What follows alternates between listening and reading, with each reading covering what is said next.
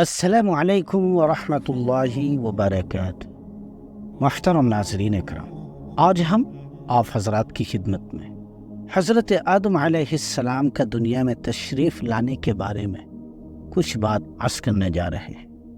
محترم ناظرین، حضرت آدم علیہ السلام جنت میں آرام و عیش سے رہتے تھے، مگر آپ اپنے ہم شکل ساتھی کے نہ ہونے سے اداس رہتے تھے۔ اللہ تعالیٰ نے حضرت جبرائیل علیہ السلام کو حکم دیا کہ جب آدم سو جائے تو ان کی بائیں پسلی اس طرح نکالو کہ ان کو تکلیف نہ ہو۔ جب اب سو گئے تو پسلی نکالی گئی اور اللہ تعالیٰ کی قدرت سے اس پسلی کی حضرت حوا علیہ السلام بن گئی۔ اگر پسلی نکالنے میں تکلیف ہوتی تو مرد کو اپنی بیوی سے محبت نہ ہوا کرتی۔ حضرت حوا میں وہ سب عادتیں اور خوبیاں موجود تھی کہ جو عورتوں میں ہوتی ہے، جیسے حسن و جمال، شرم و حیا، محبت و الفت، صبر و شکر وغیرہ۔ حضرت حوا علیہ السلام کو جنتی لباس پہنا کر اور خوب سجا کر حضرت آدم علیہ السلام کے پاس تخت پر بٹھا دیا، اور اسی وقت حضرت آدم بھی جاگ گئے۔ آپ حضرت حوا کو دیکھ کر بہت خوش ہوئے اور محبت کے جوش میں چاہا کہ ان کو لپٹ جاؤ۔ اللہ تعالیٰ نے فرمایا، اے آدم، بلا نکاح کیے ان کو ہاتھ نہ لگانا۔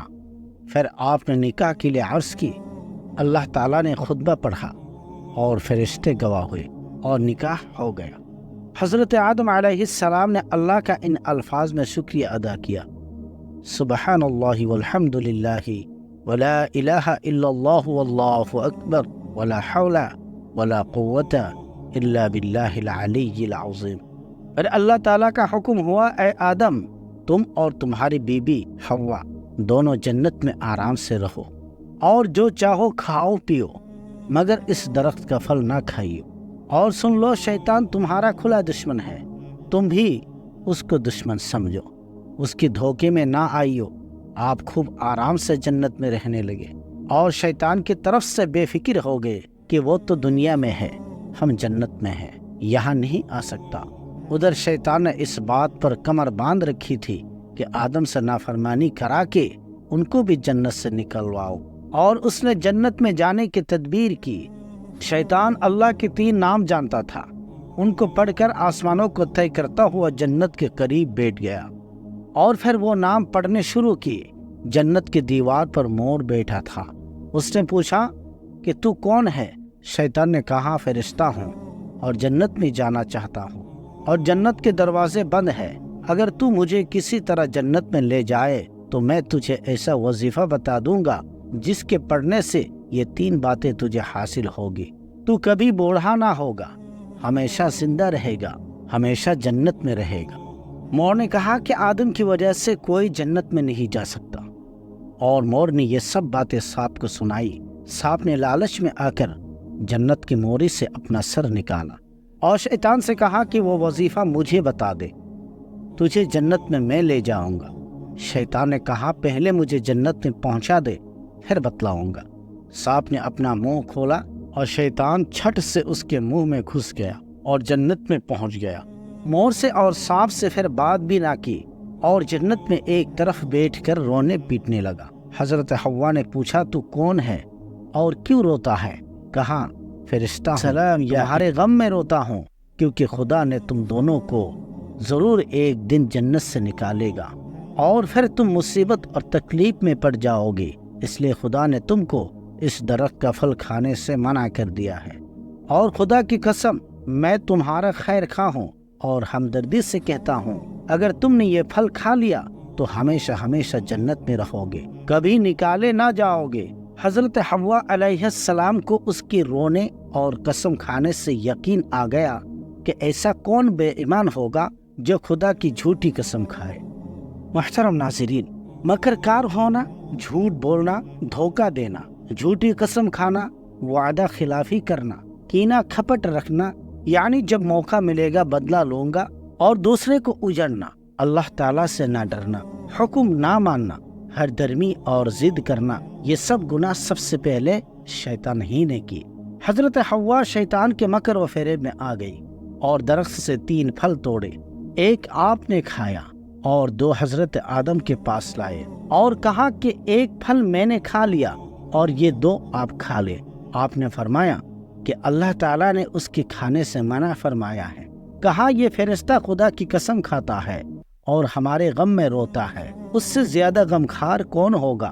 اگر آپ نہ کھائیں گے تو اس فرشتے کے کہنے کے موافق آپ جنت میں نہیں رہیں گے، اور میں جنت میں آپ کے بغیر کیسے رہوں گے؟ انہی باتوں میں حضرت آدم بھی بھول گئے اور پھل کو منہ میں ڈالا ہی تھا، حلق سے نیچے بھی نہیں اترا تھا کہ اللہ کا غضب آ گیا اور جنت کے کپڑے اتار کر دونوں کو ننگا کر دیا۔ بدن چھپانے کے لیے جس درخت کے پاس پتے لینے جاتے وہ درخت اونچا ہو جاتا اور جنت کے تمام چیزوں کی طرف سے کہا جاتا کہ ہم سے دور ہو جاؤ، تم اللہ کی نافرمانی کر کے مجرم ہو گئے ہو۔ آپ خوف اور شرم و حیا کی وجہ سے بے چین ہو گئے۔ حضرت جبرائیل علیہ السلام نے کہا کہ اے آدم، تم اللہ سے معافی مانگو۔ آپ نے یہ دعا مانگی، اے ہمارے رب، ہم نے اپنے جانوں پر ظلم کیا، ہم معافی چاہتے ہیں۔ اگر آپ ہم کو معاف نہ کریں گے اور رحم نہ فرمائیں گے تو ٹوٹا پانے والوں میں ہو جائیں گے۔ حکم ہوا، اے آدم، ہم نے تم کو منع کیا تھا کہ اس درخت کا پھل نہ کھانا، اور یہ بھی بتلا دیا تھا کہ شیطان تمہارا کھلا دشمن ہے، اس کے دھوکے میں نہ آنا۔ اب اس نافرمانی کی سزا یہ ہے کہ تم دونوں جنت سے نکلو اور دنیا میں جاؤ۔ اور حضرت جبرائیل کو حکم ہوا کہ آدم اور حوا کو، سانپ، مور اور شیطان نافرمان کو جنت سے نکل کر دنیا میں ڈال دو۔ حضرت جبرائیل نے اس وقت سب کو جنت سے نکالا اور حضرت آدم علیہ السلام کو ہندوستان میں ایک جزیرہ میں ڈال دیا، اور حضرت حوا کو خراسان میں، اور مور کو سیستان میں، اور سانپ کو کوہ اصفہان میں، اور شیطان کو ایک بڑے خوفناک پہاڑ میں ڈالا۔ سانپ بہت خوبصورت تھا، شیطان ظالم کی مدد کرنے اور لالچ کرنے سے بدصورت ہو گیا۔ مور کی صورت ہی بدل گئی، وہ اپنے پاؤں دیکھ کر روتا ہے، اور شیطان دشمن انسان کو یہ سزا ملی کہ لعنت کا توق گلے میں پڑا، اور آخرت میں اس کو اور جو لوگ اس کی تابعداری کریں گے سب کو دوزخ کے آگ میں جھونک دیا جائے گا۔ مسلمانوں، اس قصے سے سبق حاصل کرو، اللہ اور رسول کے نافرمانیوں سے بچو، اور شیطان کے مکر و فریب میں مت آؤ۔ کسی اللہ والے کی صحبت اختیار کرو، دیکھو، غور کر لو کہ نافرمانی کتنی بری چیز ہے۔ اللہ پاک ہم سب کو اللہ اور اس کے رسول کی اطاعت کرنے کی توفیق عطا فرمائے۔